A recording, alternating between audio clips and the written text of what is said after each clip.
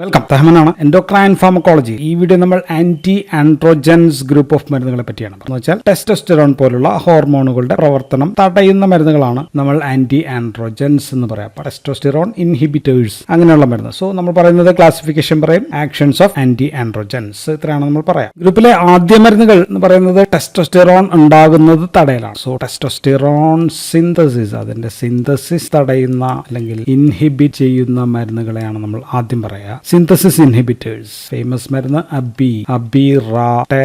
അബിറാടെറോൺ എന്ന് പറയുന്ന മരുന്ന്. പിന്നെ ഒരു മരുന്നുണ്ട് നമ്മൾ ആന്റി ഫംഗലായിട്ട് വൈഡായിട്ട് ഉപയോഗിക്കുന്ന, തലയിൽ താരനൊക്കെ നമ്മൾ ഉപയോഗിക്കുന്ന ആ മരുന്നാണ് കീറ്റോകോണസോൾ എന്ന് പറയുന്നത്. സോ ഇത് രണ്ടുമാണ് നമ്മൾ ഇവിടെ പറയുന്ന അബിറാടെറോണിനെ കുറിച്ചിട്ടാണ്. ഇനി രണ്ടാമത് ടെസ്റ്റോസ്റ്റെറോണിന്റെ ഏറ്റവും പൊട്ടന്റ് ആയിട്ടുള്ള ആക്റ്റീവ് ഫോം എന്ന് പറയുന്നത് ടെസ്റ്റോസ്റ്റെറോൺ അല്ല, അത് ഡൈഹൈഡ്രോ ടെസ്റ്റോസ്റ്റെറോൺ.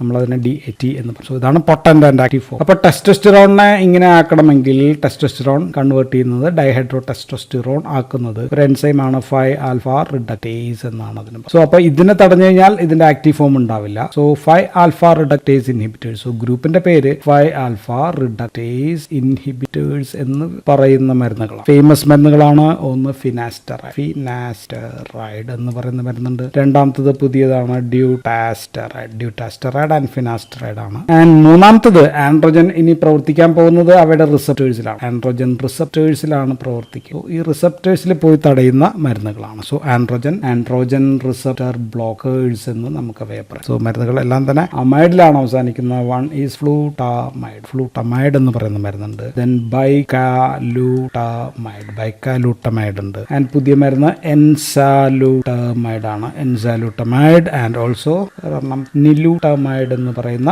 മരുന്നുണ്ട്. ഇത് നാലുമാണ് ആൻഡ്രോജൻ റിസപ്റ്റർ ബ്ലോക്കേഴ്സ്. ഇനി നാലാമത്തെ വിഭാഗം മരുന്ന് നമ്മൾ ഡയൂററ്റിക്സിൽ പഠിച്ചിട്ടുള്ള ഒരു മരുന്നാണ് സ്പൈറോനോലാക്ടോൺ എന്ന് പറയുന്ന ഒരു മരുന്ന്. അതിന്റെ ചില ഡെറിവേറ്റീവ്സ് ആണ്. ആൻഡ് ഫസ്റ്റ് മരുന്ന് സ്പൈറോനോലാക്ടോൺ തന്നെയാണ്. ഇതിന് ആന്റി ആൻഡ്രോജനിക് എഫക്ട് ഉണ്ട്. രണ്ടാമത്തത് സ്പൈറോനോലാക്ടോണിന്റെ ഒരു പ്രൊജസ്ട്രോണിക് ഡെറിവേറ്റീവ് ആണ്. So it's A progesterone drug തന്നെയാണ്. ആന്റി ആൻഡ്രോജനിക് ആക്ഷൻസ് ഉണ്ട്. പ്രൊജസ്ട്രോൺ വിത്ത് ആന്റി ആൻഡ്രോജനിക് ആക്ഷൻ. ആ മരുന്നിന്റെ പേര് ഡ്രോസ്പെരിനോൺ എന്ന് പറയുന്ന ഒരു മരുന്നുണ്ട്. ദെൻ ഈ ഗ്രൂപ്പിൽ തന്നെ നമുക്ക് സ്പൈറോനോലാക്ടോണിന് സമാനമായിട്ടുള്ള അതിന്റെ വേറൊരു ഡെറിവേറ്റീവ് ആണ്. ആൻഡ് ആന്റി ആൻഡ്രോജൻ ആണ് ഫേമസ് ആന്റി ആൻഡ്രോജനിക് മരുന്ന്. അതിന്റെ പേര് സൈപ്രോട്ടറോൺ അസറ്റേറ്റ് ആയിട്ടാണ് ലഭ്യമായിട്ടുള്ള. സൈപ്രോട്ടറോൺ അസറ്റേറ്റ് ഓർ CPA എന്ന് നമുക്ക് എഴുതാം. സോ ഈ മരുന്ന് ഒരു ആന്റി ആൻഡ്രോജൻ ആണ്. സോ ഇതെല്ലാമാണ് നമ്മുടെ ആന്റി ആൻഡ്രോജൻ ആയിട്ട് നമ്മൾ ഉപയോഗിക്കുന്നത്. Testosterone synthesis inhibitors, then 5-alpha reductase inhibitors, androgen receptor blockers and derivatives of spironolactone. അപ്പോൾ നമുക്കിനി ഈ ആന്റി ആൻഡ്രോജൻ ഗ്രൂപ്പ് മരുന്നുകൾ ഉപയോഗിക്കാവുന്ന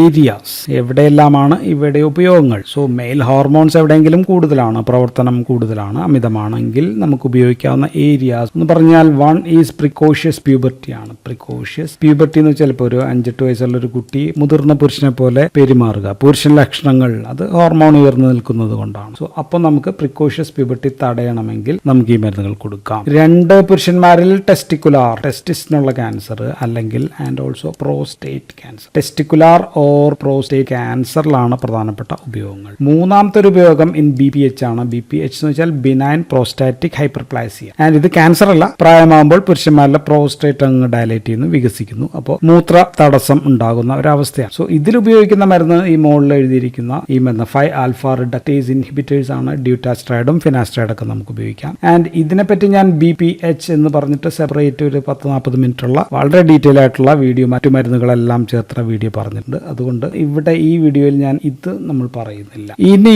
പുരുഷന്മാരിൽ അമിതമായിട്ട് മുഖക്കുരു ഉണ്ടെങ്കിൽ നമുക്ക് ഉപയോഗിക്കാം. ഞാൻ പറയുന്ന എല്ലാം പുരുഷന്മാരിലുള്ള കാര്യങ്ങളാണ് പറഞ്ഞുകൊണ്ടിരുന്നത്. അമിതമായിട്ട് മുഖക്കുരുവിന് നമ്മൾ അമിതമായിട്ട് ആക്നെ ഉണ്ടെങ്കിൽ, ദെൻ അമിതമായിട്ട് നീണ്ടു നിൽക്കുന്ന ഇറക്ഷൻ, കൂടുതൽ നേരം നീണ്ടു നിൽക്കുന്ന ഇറക്ഷൻ നമ്മൾ പ്രയാപ്പിസം എന്നാണ്. പ്രയാപ്പിസം അങ്ങനെയുള്ള കണ്ടീഷൻസിൽ ചിലപ്പോൾ ഉപയോഗിച്ചേക്കാം. Then as a feminising hormone in transgender ഫീമെയിൽസിൽ അവർക്ക് ഈസ്ട്രോജൻസിനൊപ്പമായിരിക്കാം ചിലപ്പോൾ കൊടുക്കുക. ഫെമിനൈസേഷന് വേണ്ടിയും ആണുങ്ങളുടെ ലക്ഷണങ്ങളൊക്കെ കുറയ്ക്കാൻ ആന്റി ആൻഡ്രോജൻസ് നമ്മൾ കൊടുക്കാം. പിന്നെ ഒരു ഉപയോഗം ഹൈപ്പർ സെക്ഷുവാലിറ്റിയിലാണ്. അമിത ലൈംഗികതയുള്ള പുരുഷന്മാരിൽ രോഗമായിരിക്കാം. സോ അതിന് നമ്മൾ പാരാഫീലിയാസ് എന്ന് വിളിക്കും. സോ ഇങ്ങനെയൊക്കെയുള്ള രോഗമാണ്. ചിലപ്പോൾ ഉപയോഗിച്ചേക്കാം, ഉപയോഗിക്കുന്നുണ്ടോ ഇല്ലയോ എന്നുള്ള കാര്യം ഡിപ്പെൻസ്. സോ അത് ഉപയോഗിക്കാൻ ഒരു സാധ്യതയുള്ള ഒരു മേഖല പാരാഫീലിയ, അമിത ലൈംഗികാസക്തി, ഒരു രോഗമായിട്ടുള്ള ആൾക്കാർ. ഇനി സ്ത്രീകളിലാണെങ്കിലോ, സ്ത്രീകളിൽ അമിതമായിട്ട് ആൻഡ്രോജൻസ് ഉണ്ടായിക്കഴിഞ്ഞാൽ ഉണ്ടാകുന്ന ഒരു കണ്ടീഷൻ. അപ്പോൾ 6ാമത്തെ കണ്ടീഷൻ അത് PCOS.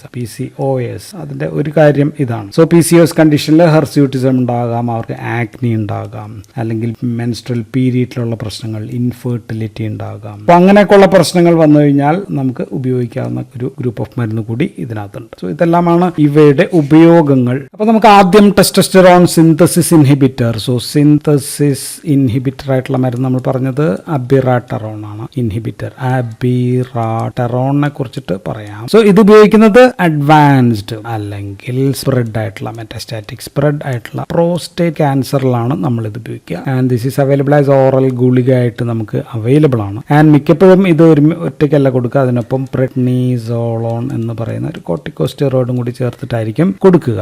ആൻഡ് ഇത് ഭക്ഷണത്തിന് 1 മണിക്കൂർ മുമ്പോ അല്ലെങ്കിൽ ദിവസം ഒരു നേരമാണ്, എന്തായാലും ഭക്ഷണത്തിൽ 1 മണിക്കൂർ മുമ്പോ അല്ലെങ്കിൽ 2 മണിക്കൂർ ശേഷമോ ഒക്കെ ആയിരിക്കും നമ്മൾ ഇത് കൊടുക്കുക. സോ ഓടിയാണ്, ദിവസം ഒരു നേരം കഴിച്ചാൽ മതി. ആൻഡ് ദോഷഫലങ്ങൾ എന്തായിരിക്കും? പുരുഷ ഹോർമോൺ കുറയുന്നത് മൂലമുള്ള പ്രശ്നങ്ങൾ. അപ്പോൾ ലോസ് ഓഫ് ഫെർട്ടിലിറ്റി, അവർക്ക് ഇൻഫെർട്ടിലിറ്റി ഉണ്ടാകാം. ദെൻ എല്ലുകൾക്ക് ബലം കുറയാം ബിക്കോസ് പുരുഷ ഹോർമോൺ കുറഞ്ഞു. ദെൻ കൊഴുപ്പ് വർദ്ധിക്കൽ. സോ ഇങ്ങനെയൊക്കെയുള്ള പ്രശ്നങ്ങൾ ഉണ്ടാകാം. ദെൻ എഡീമ, നീര് ഉണ്ടാകാം. യൂറിനറി ട്രാക്ക് ഇൻഫെക്ഷൻസ് ഉണ്ടാകാം. ഇൻക്രീസ്ഡ് ബ്ലഡ് പ്രഷർ ചിലപ്പോൾ വരാം. ദെൻ ഡയറിയ, വയറിളക്കം ചിലപ്പോൾ ഉണ്ടാകാം. ദെൻ പൊട്ടാസ്യത്തിന്റെ നിലയിൽ K+ ലെവലിൽ വ്യത്യാസങ്ങൾ ഉണ്ടാകാം. Then liver problems also.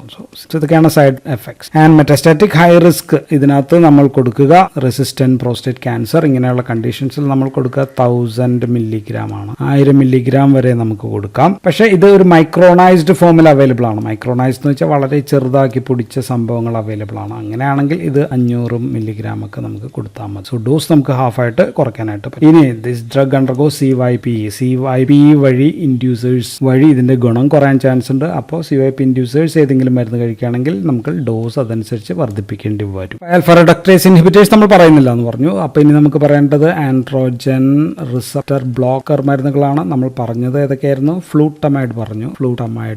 Then ബൈക്കാലൂട്ടമൈഡ് പറഞ്ഞു. ദെൻ എൻസാലൂട്ടമൈഡ് പറഞ്ഞു. ആൻഡ് ഓൾസോ നിലൂട്ടമൈഡ് ആണ്. സോ എല്ലാ മരുന്നും ദീസ് ആർ നോൺ സ്റ്റിറോയിഡൽ ആണെന്ന് വെച്ചാൽ സ്റ്റിറോയിഡൽ റിംഗ് ഇല്ലാത്ത ആന്റി ആൻഡ്രോജൻസ് ആണ് കെമിക്കലി. ആൻഡ് എല്ലാ മരുന്നും കൊടുക്കുന്നത് അഡ്വാൻസ്ഡ് ആയിട്ടുള്ള അല്ലെങ്കിൽ മെറ്റാസ്റ്റാറ്റിക് ആയിട്ടുള്ള prostate cancer. So all these drugs are given for prostate cancer. And സർജറിക്ക് ഒപ്പമോ അല്ലെങ്കിൽ അത് അനുബന്ധമായിട്ടൊക്കെ ആയിരിക്കും നമ്മൾ കൊടുക്കുക. ആൻഡ് സാധാരണ മരുന്ന് നമ്മൾ കൊടുക്കുക GnRH വിഭാഗ മരുന്നുകളാണ്. ഓർ LH ബ്ലോക്കേഴ്സ് ആയിട്ടുള്ള ഗോസെറിലിൻ എന്ന് പറയുന്ന മരുന്നൊക്കെയാണ് ഇതിന് ഫസ്റ്റ് ചോയ്സ് ആയിട്ട് കൊടുക്കുക. ദെൻ ല്യൂപ്രോറിലിൻ എന്ന് പറയുക, റിലിൻസ് എന്നാണ് നമ്മൾ അതിനെ വിളിക്കുക. ദെൻ ട്രൈപ്രോറിലിൻ പോലെയുള്ള മരുന്നുകൾ ഞാൻ ഇതിനെ വീഡിയോ ചെയ്തിട്ടുണ്ട് ഓൾറെഡി. സോ ഇതിന് പ്ലസ് ഇതിന്റെ ഒപ്പമാണ് ഈ മരുന്ന് കൊടുക്കുക. ആൻഡ് ഈ മരുന്ന് ഇപ്പോൾ ആദ്യം കൊടുത്തു കഴിയുമ്പോൾ ചിലപ്പോൾ ഉണ്ടാകുന്ന ഒരു കണ്ടീഷനാണ് ഫ്ലെയർ അപ്പ്. ആദ്യമായിട്ട് കൊടുക്കുമ്പോൾ ഇത് കുറച്ച് കൂടാൻ ചാൻസ് ഉണ്ട്. ഇപ്പോൾ ഫ്ലെയർ അപ്പ് തടയാനായിട്ട് നമ്മളുടെ ഈ മരുന്ന് ആന്റി ആൻഡ്രോജനിക് മരുന്നുകളായിട്ടുള്ള സംഭവങ്ങൾ നമുക്ക് കൊടുക്കാം. രണ്ടാമത്തെ യൂസ് ഫ്ലെയർ അപ്സിൽ നമുക്ക് കൊടുക്കാം. ദെൻ ഈ ഫ്ലൂട്ടമൈഡ് എന്ന് പറയുന്ന മരുന്ന് 3 നേരമാണ്. സോ ഫ്ലൂട്ടമൈഡ് 3 നേരം കൊടുക്കണം. പക്ഷെ ബാക്കി എല്ലാ മരുന്നും അതേഴ്സ് എല്ലാം തന്നെ ഡെയിലി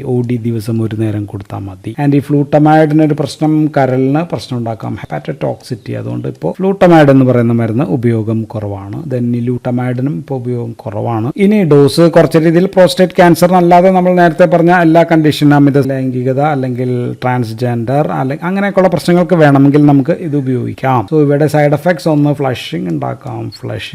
ലോസ് ഓഫ് ലിബിഡോ, ലൈംഗികത താല്പര്യം കുറവായിരിക്കാം, ഇറക്ഷൻ കുറയലുണ്ടായിരിക്കാം. പിന്നെ ഉള്ളത് ടയർഡ്നെസ് ആണ്, ഭയങ്കര ക്ഷീണം എപ്പോഴും തോന്നുന്നുണ്ട്. എല്ല് സംബന്ധമായിട്ടുള്ള എല്ലൊടിയാനുള്ള ചാൻസ്, അങ്ങനെയൊക്കെയുള്ള ബോൺ സംബന്ധമായിട്ടുള്ള പ്രശ്നങ്ങൾ കാണാം. ദെൻ ബ്രസ്റ്റ് സ്വെല്ലിംഗ്, ഓർഗാനോമാസ്റ്റിക് ഉണ്ടാക്കാം ബിക്കോസ് ആൻഡ്രോജൻസ് ഇല്ലാതെയാക്കുന്ന മരുന്നാണ്. ദെൻ ഡയറിയ നമ്മൾ ഓൾറെഡി പുറത്തും പറഞ്ഞതാണ്. ഇനി ബൈക്കാലൂട്ടമൈഡിന് ഒപ്പം ഗോസറിലും കൂടി ചേർന്നിട്ട് ഇഞ്ചക്ഷൻ ആയിട്ട് അല്ലെങ്കിൽ ഇംപ്ലാന്റ് ആയിട്ട് ചില രാജ്യങ്ങൾ, ഓസ്ട്രേലിയ, ന്യൂസിലൻഡോ അങ്ങനെ ചില രാജ്യങ്ങളിൽ ഇത് ലഭ്യമാണ്. അപ്പോൾ ഒരുമിച്ച് കൊടുക്കും. ഇനി ഒരു മരുന്നുള്ളൂ നമുക്ക് പറയാനായിട്ട്, അത് സ്പൈറോലാക്ടോൺ ഗ്രൂപ്പ് ആണ്. സ്പൈറോലാക്ടോൺ ഡയൂറിറ്റിക് ആണ് നമുക്കറിയാം. പൊട്ടാസ്യം സ്പെയറിംഗ് ഡയൂറിറ്റിക്കിലായിരിക്കും നമ്മൾ പഠിച്ചിട്ടുണ്ടാവുക. പക്ഷേ ഇത് ഹെർസ്യൂട്ടിസത്തിന് നമുക്ക് ഉപയോഗിക്കാം. ഹെർസ്യൂട്ടിസം, മുഖത്ത് അമിതമായിട്ട് രോമം വളരുന്നതാണ് ഹെർസ്യൂട്ടിസം. ദെൻ പിന്നെ നമുക്ക് പറയേണ്ട മരുന്ന് സൈപ്രോട്രോൺ ആണ്. സൈപ്രോട്രോൺ പുരുഷന്മാരിലുള്ള കാര്യം ഞാൻ പറയാം. പുരുഷന്മാരിൽ ഈ മരുന്ന് പ്രോസ്റ്റേറ്റ് ക്യാൻസറിന് അഡ്വാൻസ്ഡ് പ്രോസ്റ്റേറ്റ് ക്യാൻസറിന് വേണമെങ്കിൽ നമുക്ക് കൊടുക്കാം. പിന്നെ ഹൈപ്പർസെക്ഷുവാലിറ്റി, പാരാഫീലിയാസ് അങ്ങനെയുള്ള കണ്ടീഷൻസിലൊക്കെ ഉപയോഗിക്കാൻ പറ്റും. പക്ഷേ സൈപ്രോട്രോൺ ഇപ്പോൾ അവൈലബിൾ ആയിട്ടുള്ളത് ഈസ്ട്രോജന് ചേർത്തിട്ട് വളരെ കുറഞ്ഞ ഡോസിൽ 2 മില്ലിഗ്രാം ഒക്കെ ചേർത്ത് ഈസ്ട്രോജൻ ആയിട്ട് അവൈലബിൾ ആണ്. സോ അപ്പോൾ നമുക്ക് ഇതിനെ കുറിച്ചിട്ട് cyproterone and oestrogen combination combination അത് നമുക്ക് അടുത്ത വീഡിയോയിൽ സെപ്പറേറ്റ് ആയിട്ട് പറയാം. So that's all about anti androgen. So thank you for watching.